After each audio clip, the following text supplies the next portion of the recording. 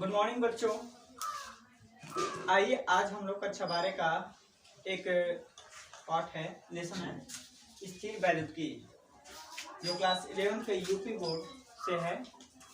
आज हम लोग शुरुआत कर रहे हैं, स्टार्ट कर रहे हैं स्थिर वैद्युतिकी कक्षा 12 का।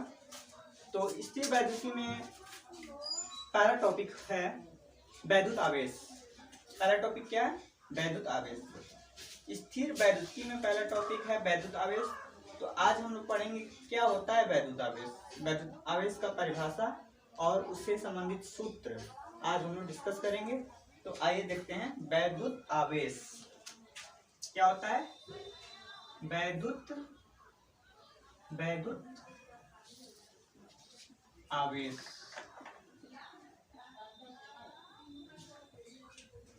वैद्युत आवेश क्या होता है? किसी पदार्थ का वह गुण क्या होता है? किसी पदार्थ का वह गुण, किसी पदार्थ का वह गुण जिसके कारण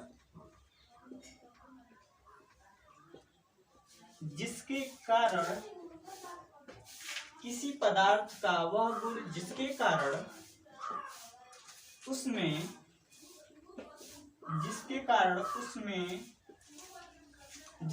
उसमें विद्युत तथा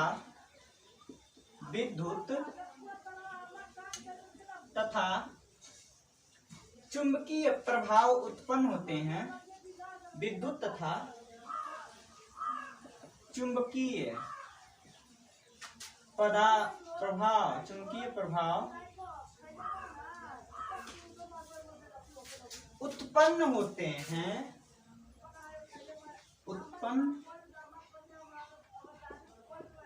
हैं क्या कहलाता है? वैद्युत आवेश कहलाता है।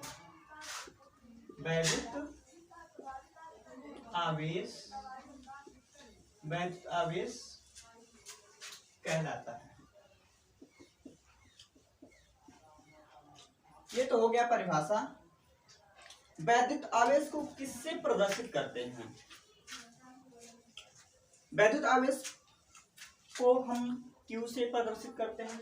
तो लिख सकते हैं वैद्युत आवेश को ऐसे एग्जाम में लिखना है जैसे परिभाषा हमने लिखाया है, और इसके नीचे जरूर लिखेंगे कि वैद्युत आवेश को हम लोग Q से प्रदर्शित करते हैं। वैद्युत आवेश को हम Q से प्रदर्शित करते हैं। Q से प्रदर्शित करते हैं। ये हो गया। तो Q से प्रदर्शित करते हैं, तो Q बराबर क्या हो जाएगा? Q बराबर NE हो जाएगा। Q बराबर क्या हो जाएगा? NE, जहां N बराबर क्या होता है? जहां N बराबर होता है इलेक्ट्रॉनों की संख्या। क्या होता है? इलेक्ट्रॉनों की संख्या। N बराबर क्या होता है? इलेक्ट्रॉनों की संख्या। और E बराबर होता है एक इलेक्ट्रॉन पर आवेश। E बराबर क्या होता है? एक इलेक्ट्रॉन पर जितना आवेश होता है उसको E बोलते हैं। एक इलेक्ट्रॉन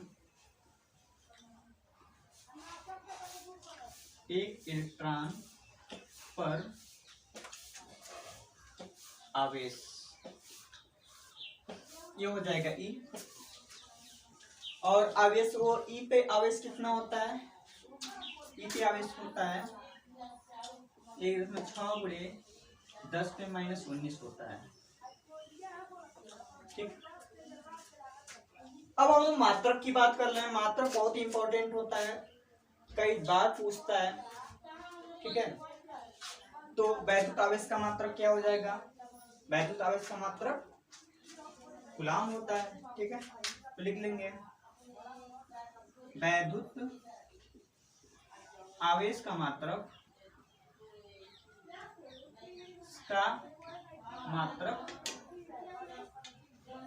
क्या होता है? कूलाम होता है। वैद्युत आवेश का मात्रक कूलाम होता है। और उस कूलाम, हाँ, उसको किससे प्रदर्शित करते हैं? ठीक है, और कूलाम को हम लोग C से डिनोट करते हैं। इसे हम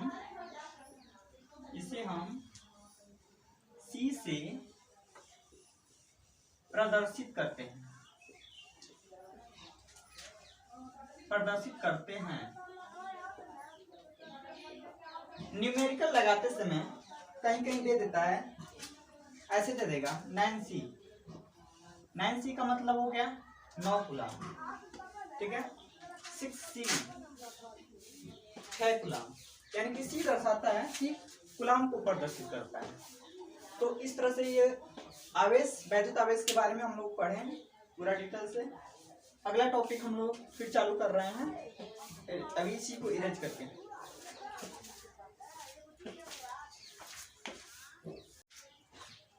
विद्युत आवेश हम लोगों ने कंप्लीट किया। अब उसी कूलाम की परिभाषा जो हम लोग किए हैं, कूलाम की परिभाषा एम्पियर के आधार पर कैसे होगा, उसके बारे में हम लोग पढ़ेंगे। तो आइए जानते हैं कूलाम की परिभाषा एम्पियर के आधार पर कैसे दिया जा सकता है। ठीक है, सबसे पहले हम लोग क्या पढ़ना है? कूलाम की परिभाषा, कूलाम की परिभाषा एम्पियर के आधार पर, एम्पियर के आधार पर। कूलाम की परिभाषा एम्पियर के आधार पर हम लोगों को ज्ञात करना है। ठीक है, ठीक। तो सबसे पहले हम लोग जानते हैं किसी चालक में वैद्युत धारा, किसी चालक में वैद्युत आवेश की प्रवाह की दर को वैद्युत धारा कहते हैं। सबसे पहले हम लोग वैद्युत धारा को जानेंगे, तभी कूलाम का आवेश एम्पियर के आधार पर जानने से पहले हम लोग जानेंगे वैद्युत धारा। ठीक है, क्या होता है? किसी चालक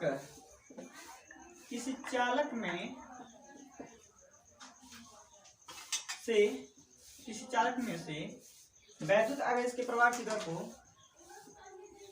वैद्युत आवेश की, किसी चालक में वैद्युत आवेश के प्रवाह है, इस चालक में वैद्युत आवेश के प्रवाह की दर को वैद्युत धारा कहते हैं। क्या कहते हैं? वैद्युत धारा। तो वैद्युत धारा को हम किससे डिनोट करते हैं? I से। वैद्युत धारा I बराबर क्या होता है? लिख सकते हैं वैद्युत धारा I इक्वल टू होता है Q अपान कूलाम बटे कूलाम अपान समय T से डिनोट करते हैं, कूलाम को Q से डिनोट करते हैं। ठीक है, लेकिन हमको कूलाम की परिभाषा को एम्पियर के आधार पर बताना है, इसलिए हम लोग कूलाम बराबर हो जाएगा कूलाम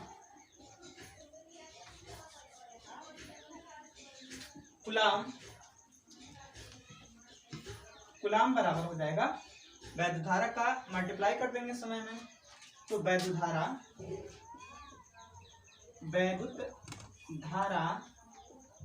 गुणे समय हो जाएगा।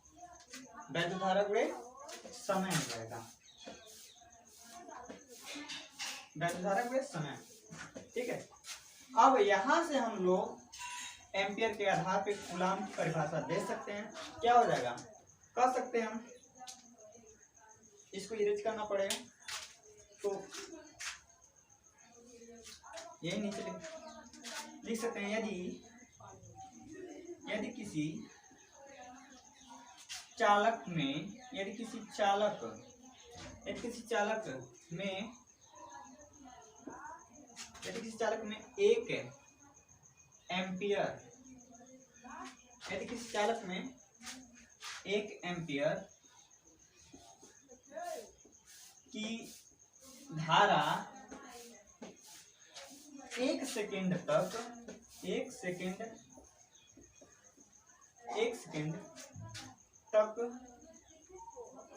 प्रवाहित 1 सेकेंड तक प्रवाहित किया जाए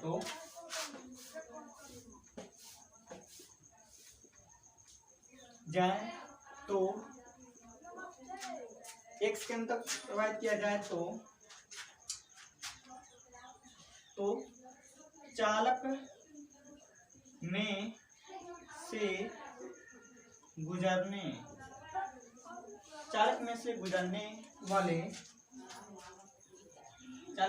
वाले आवेश की मात्रा 1 कूलम होगी। आवेश की मात्रा 1 कूलम होगा। तो इस प्रकार हम लोग कूलम की परिभाषा एम्पियर के आधार पे हम लोगों ने जाना। किसी चालक में से वैद्युत आवेश के प्रवाह की दर को वैद्युत धारा कहते हैं।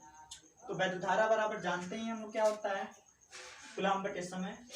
तो अगर कूलम को हम लोग लिखेंगे तो वैद्युत धारा बटे समय होता है। तो अब हम लोग कूलम के आधार, एम्पियर के आधार पे कूलम की परिभाषा कर सकते हैं। यदि किसी चालक में से 1 एम्पियर की धारा 1 सेकेंड तक प्रवाहित किया जाए तो चालक में से गुजरने वाले आवेश की मात्रा 1 कूलम होगा। ठीक। अब अगला टॉपिक है आवेश का संरक्षण। आवेश का संरक्षण हम लोग पढ़ेंगे। तो इससे पहले हमको इरेज करना पड़ेगा, तो इरेज करके हम लोग बताते हैं आपको। तो कूलम का परिभाषा एम्पियर के आधार पे हम लोगों ने जाना। अब हम लोग जानेंगे आवेश संरक्षण के बारे में। ठीक है। तो आवेश संरक्षण क्या होता है, हेडिंग है। ऐसे ही हेडिंग को हम लोग नोट्स भी बना सकते हैं। जैसे हम हेडिंग बाय हेडिंग लिखवा रहे हैं, वैसे आप कॉपी पे नोट डाउन करके अपना एक बेहतरीन नोट्स प्रिपेयर कर सकते हैं। तो हम हेडिंग डाल के हर एक परिभाषा को बहुत बेहतरीन तरीके से समझा करके बताएंगे और आपको उसको नोट डाउन करते हुए प्रॉपर नोट्स बनाते जाना है। तो अगला है वैद्युत आवेश का संरक्षण। वैद्युत आवेश का संरक्षण। वैद्युत आवेश का संरक्षण। वैद्युत आवेश का संरक्षण का तात्पर्य है, वैद्युत आवेश को न तो उत्पन्न किया जा सकता है और न ही नष्ट किया जा सकता है। वैद्युत आवेश को न तो उत्पन्न किया जा सकता है और न ही नष्ट किया जा सकता है, बल्कि इसको एक जगह से मतलब ट्रांसफर इसको किया जा सकता है, एक बॉडी से दूसरे बॉडी में ट्रांसफर किया जा सकता है। ठीक है। तो हम लोग लिख सकते हैं वैद्युत आवेश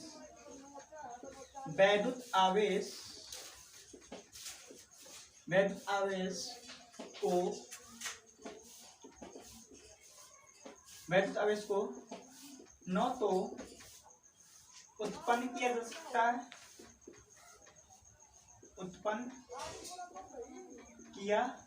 जा सकता है, वैद्युत आवेश को न तो उत्पन्न किया जा सकता है और न ही नष्ट किया जा सकता है, और न ही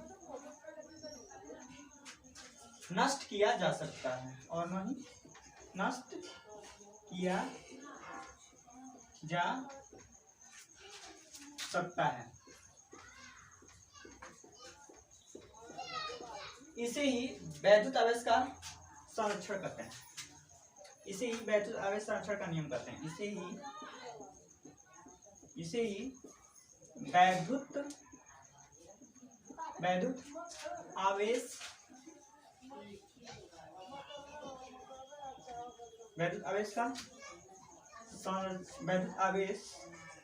का संरक्षण करते हैं।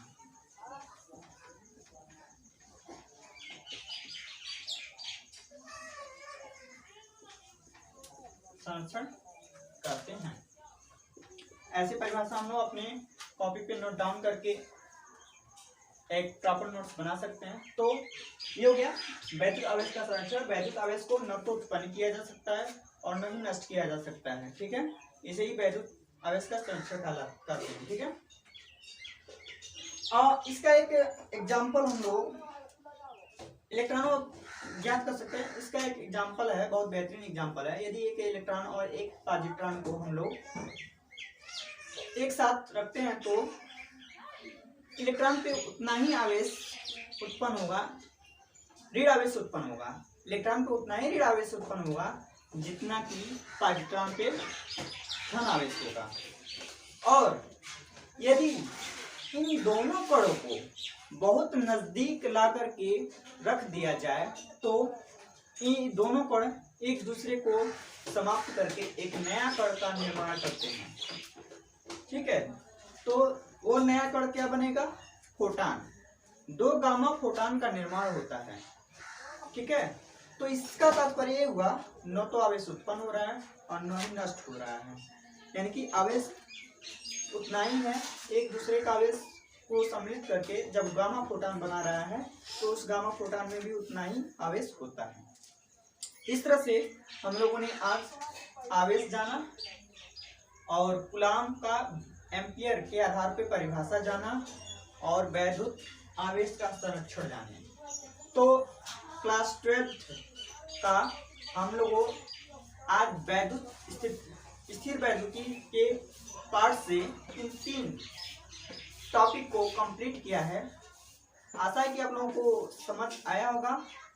अगर आप लोगों को कोई टॉपिक पे कोई डाउट होता है, कोई दिक्कत होता है तो आप हमें कमेंट बॉक्स में जरूर बताएंगे। इससे आपका जो भी क्वेश्चन होगा, जो भी क्वेरी होगा, उसे आप कमेंट बॉक्स में जरूर देंगे, ठीक है। और अगला टॉपिक इसी तरह से, इस पार्ट का अगला टॉपिक हम आप लोगों को बताएंगे कल। यानी कि अगर आप प्रॉपर नोट्स बनाना चाहते हैं तो लगातार इस चैनल से जुड़े रहिए और आपको बेहतरीन नोट्स प्रिपेयर करने का मौका मिलेगा। तो आज के लिए बस इतना ही। अगर आप इस चैनल पे नए हैं तो इस चैनल को लाइक और सब्सक्राइब जरूर कीजिएगा। धन्यवाद।